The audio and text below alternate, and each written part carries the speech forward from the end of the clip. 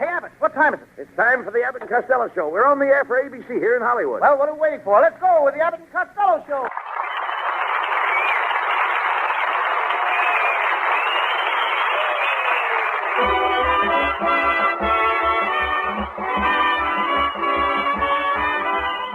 Yes, it's the Abbott and Costello Show. What is your Sam Shovel detective story about tonight? Abbott, tonight I do one of my most famous cases.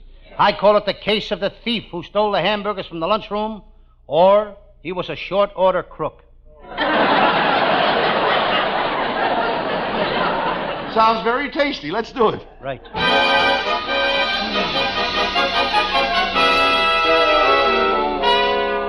Yes, I'm Sam Shovel. Sam Shovel, private detective. And I'm ashamed of myself today. Today I arrested my own brother. I'm a rat. I'm a heel. I'm a louse. I decide to hit myself in the jaw. I don't take that kind of talk from nobody. Not even myself. This detective business will drive a guy nuts. This morning, Jaime the stool pigeon gave me some information. He told me not to let the cat out of the bag and to keep it under my hat. I may have to disappoint Jaime. It's getting mighty uncomfortable having a cat in a bag sitting on top of my head.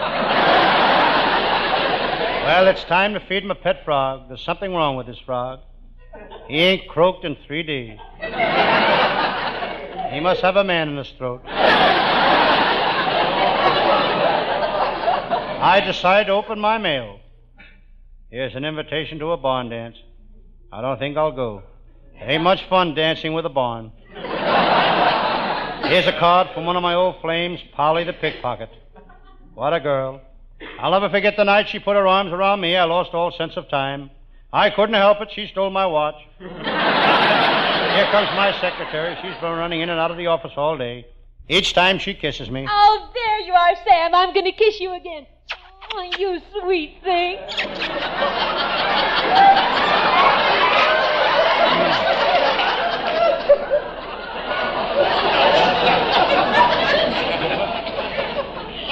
I'm having a very busy day. I'm up to my work in neck.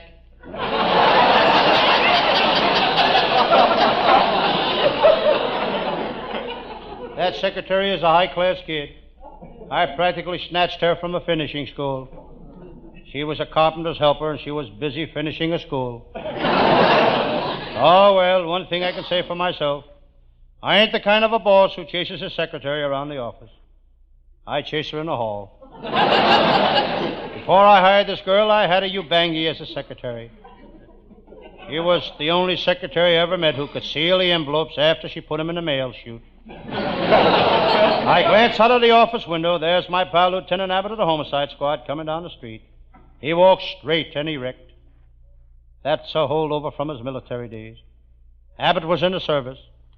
Abbott was a colonel. Abbott became a colonel the hard way. The hard way. He was in the Navy. Lieutenant Abbott has been my friend for years. It's a peculiar friendship. First he blows hot, then he blows cold. He ain't much of a friend, but he works out swell as an air conditioning unit. I'll never forget the day Lieutenant Abbott got married. His wife, Betty, was an opera singer. She sang like a bird, but she was a flop. Very few people would pay to hear a woman go tweet, tweet, tweet. What a woman that Mrs. Abbott is. She comes from very fine stock. Too bad she didn't come from people. Hello, Sam Shovel. It's my pal, Lieutenant Abbott, and you look tired, Lieutenant. I am, Sam. All day I've been trying to locate a gorgeous 6-foot blonde with blue eyes and a lovely figure. I've had the whole police department looking for her, and... Lieutenant Abbott, maybe I can bring her in. What's the charge? You bring her in. I'll think of something. Lieutenant Abbott must have paid the riders. Sam, you're slipping. Why, there's talk around town that you're not a good detective anymore. Is that so? Give me a good case, and I'll solve it quicker than you can say Jerk Robinson. No, not Jerk Robinson. That's Jack Robinson. The Robinson I know is a jerk. Sam, you've been pulling a lot of bonus lately. On the McGurk jewelry robbery, You arrested McGurk, but you didn't find the jewels. Well, that's no skin off my nose. And last week I asked you to watch a prisoner for me, and you let him escape. That was no skin off my nose. When you investigated the hole-up in the butcher's shop on the corner, you backed into the slicing machine. That was a little trouble. Yes, and that's not all. The traffic department is complaining about you. The way you drive around town in that prowl car of yours is positively dangerous. That's not so. Yesterday at Hollywood and Vine, I slowed down to give a pedestrian the right of way. You did? Of course, he was in an ambulance at the time. Enough of this chat, Sam. I'm on an important case. I'm after Light-Fingered Lil, the lady bank burglar. Light-Fingered Lil. I know her well. You do? Sure, her well is in back of her house. I always stop there for a drink of water. That girl is a clever crook. Today she went into the First National Bank and grabbed the teller. She hugged him and kissed him, and while she was doing that, she took all the money out of his cash drawer. She does that every day. Hey, wait a minute. Let me get this straight. You mean that she goes into the same bank every day and hugs and kisses the teller and then robs him? Yes. Why don't the president of the bank do something about it? He did. He's quitting his job to become a teller. Sam, we've got to nab Lil. She's public enemy number 7. Not no more. Now she's public enemy number 1. How did that happen? Walter Winchell gave her a plug Sunday night. Well, that does it, Sam. Lil has a map of the spot where she's buried all her loot. And you and I are going over there and get it. I'm glad you said that, Lieutenant. Why? If you didn't, we'd have no story. Come on.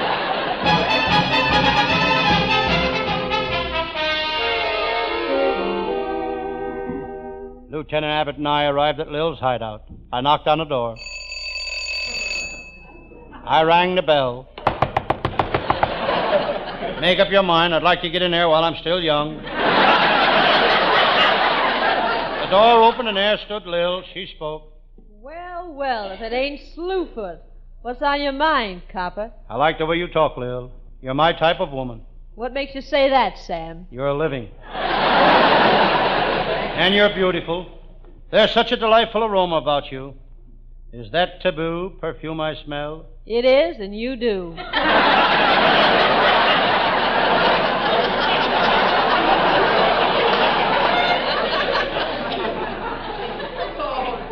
Sam, we're getting no place fast. Make love to her. Make love to her, Sam. Maybe she'll soften up and give us the map. Lil, you're the kind of a girl I could go for. I'd walk to the 3 corners of the earth for you. But, Sam, there are 4 corners to the earth. Yes, but who wants to get near Russia? Sam, step over here. I want a word with you. Sam, she's got that map here someplace. It may be in that table. I'll hold her and you look for it. It may be in her pocketbook. I'll hold her and you look for it. Then it may be in the top of her stocking. Then you hold her and I'll look for it. Hold everything. Hold everything. I see it. It's on top of the piano. I got it, Sam. Come on, we're getting out of here. Lieutenant Abbott and I got a shovel. We started digging for the buried loot. Sam, I've been digging for the past hour. Are you sure you followed the map correctly? Yes, it says here, take 2 steps forward, then 1 to the left, then 2 steps backward and 1 to the right, then turn and take 2 steps to the left and 2 to the right. Wait a minute. Let me see that map. There it is. You idiot. That's not a map. That's a rumba lesson from Arthur Murray. Hey, get me out of here.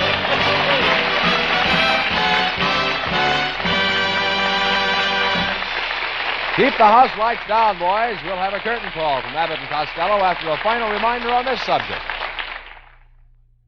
Our writing staff is headed by Eddie Foreman, with Paul Conlon, Pat Costello, Martin Ragaway, and Len Stern. And our producer is Charles Vander. Good night, folks. Good night to everybody in Patterson. Good night.